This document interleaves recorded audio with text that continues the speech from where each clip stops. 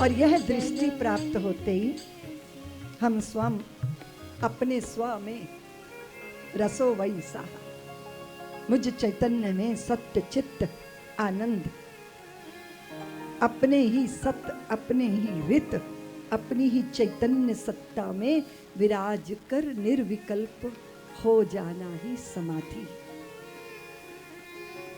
यहाँ भगवान शंकर भगवान ने जब काम को अनंग किया, यानी वो बिना शरीर का होकर सब में व्याप्त हो गए।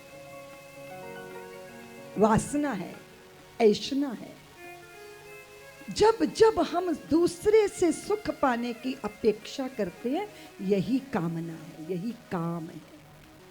धन से सुखी हो जाऊं, किसी के रूप से सुखी हो जाऊं,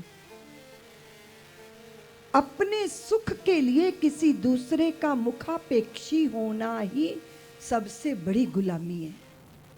और सदगुरु कुछ नहीं करते। सदगुरु की प्रसादी मुकम्मल आजादी। वो आपकी कुंजी आपके हाथ में दे देते हैं, जो कुंजी हमने किसी और को सौंप दी है। स्वयं सुखी होने के लिए किसी दूसरे का उपयोग करना, ये भारी गुलामी है। और जब हम स्व में स्थित हो जाते हैं तो अपने सुख स्वरूप में स्थित हो जाते हैं। अब हम सुखी होना नहीं चाहते, अब हम सुख देना चाहते हैं। प्रेम और कामना में इतना ही फर्क है कि कामी सुखी होना चाहते हैं और प्रेमी सुख देना चाहता है। आत्यांतिक स्वतंत्रता इसको कहते हैं। और स्वतंत्र होना आंतरिक रूप से ये जीवन का अभीष्ट है। अब जरा दर्शन कीजिए आप शंकर भगवान और पार्वती के दाम्पत्य का दर्शन कर। भगवान हर गिरजा बिहार नित नयऊ, एही विधि विपुल काल चल गयूं, तब जन्मे शटवदन कुमारा, तारक असुर समर जेहि मारा। बहुत बार हम देखते हैं कि मेरे साथी का मूड कैसा है ना, प्रसन्न है, वो अनुकूल है, सहज है, शांत है, अनुमोदन की मुद्रा में। प्रत्येक पत्नी को ये दिखाई देता है कि पति उखड़े हुए हैं या अपने आप में हैं। एक बार पार्वती ने भगवान शंकर को परम प्रसन्नता की मुद्रा में देखा। वे पास आई और जब वे पास आई तो भगवान ने देखा कि मेरी प्रिया पास आ गई, तो उन्होंने बहुत आदर दिया, सम्मान दिया। जान प्रिया आदर अति दीना, बाम भाग आसन हर दीना। यहां दर्शन कीजिए दाम्पत्य का। जान प्रिया आदर अति कीना। अगर आप किसी से प्रेम चाहते हो तो आपको प्रेम देना होगा, आदर चाहते हो तो आदर देना होगा। आप बलपूर्वक किसी की मांग का सिंदूर बन सकते हो, पर किसी के अनुराग का सिंदूर नहीं बन सकते। अब ये शादी के बाद तुम लोग क्या करते हो, वो परात में कुछ कुछ पानी डाल के, दूब डाल के, कुछ अंगूठियां, वो कुछ सिक्के, कुछ सुपारी, उसको क्या बोलते हैं जब दूल्हा दुल्हन को खिलाया जाता है? कंगना बोलते हैं, क्या बोलते हैं? पहले बहुत प्रतिबद्धताओं के बीच में रहना होता था, तो ये भी होता था कि जो पति पत्नी है वो सहज हो जाएं।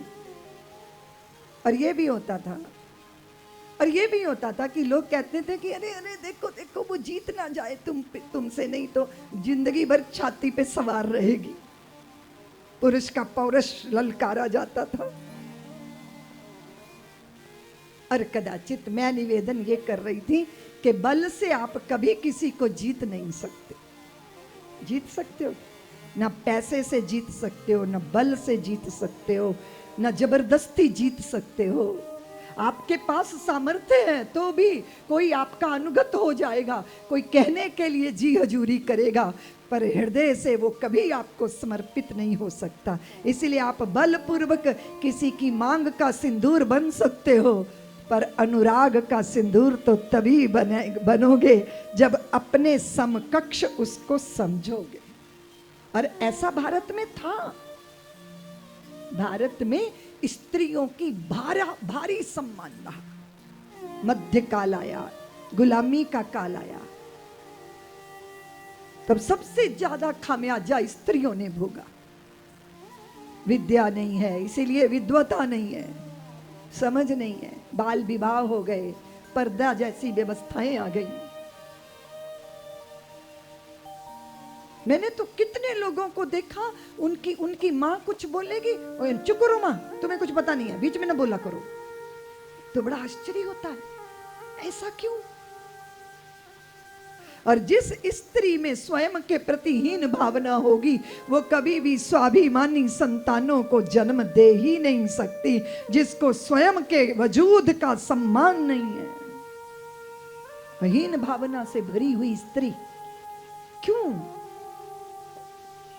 और अगर आप वैदिक काल को देखो भाइयों, अभी जिसके लिए साध्वी सत्यप्रिया कह रही थी कि दीदी माँ कह रही हैं कि हमें सर्वमंगला पीठम का निर्माण करना है, तो फिर दिखाई देता है हमारा इतिहास। कभी कभी लगता है कि हम कुछ पलट के देख लें जरा हम, कि हम किस रास्ते से होकर आए, कहाँ तक आए, कहाँ पहुंचे।